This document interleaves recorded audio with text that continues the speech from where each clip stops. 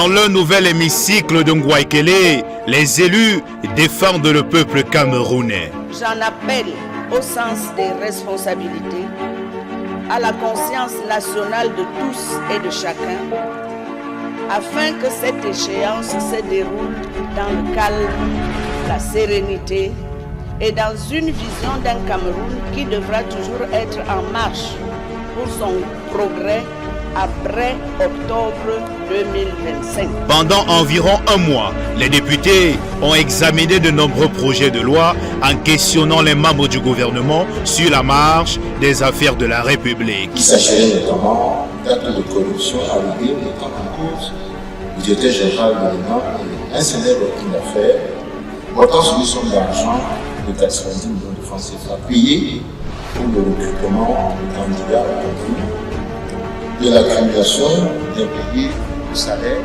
Il est vrai que les paiements relatifs aux vacations n'observent pas la même régularité que les salaires.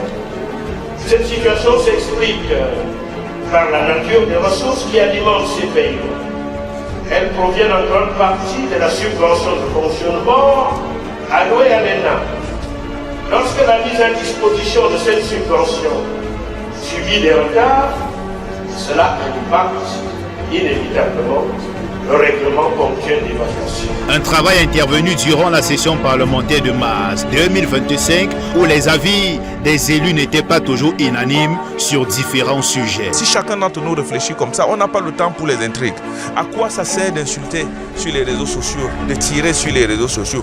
Parlons à travers les actes. Les réponses du ministre des Forêts vont laisser sur ma soif. On se rend quand même compte que le Nigeria est beaucoup plus gagnant dans cet accord que nous avons ratifié aujourd'hui.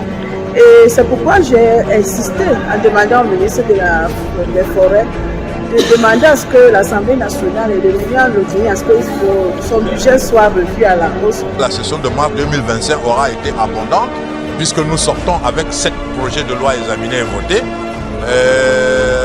au moins deux séances de questions orales et une plénière spéciale qui était dédiée à une thématique importante, notamment la domestication du protocole de Maputo. Cameroun, voici les temps forts de la dernière session parlementaire à l'Assemblée nationale organisée dans le pays.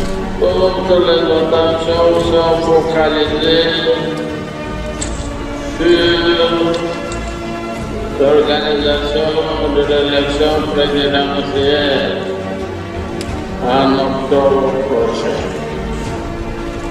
Nous ne cesserons point de recommander calme, sérénité et patriotisme aux compatriotes.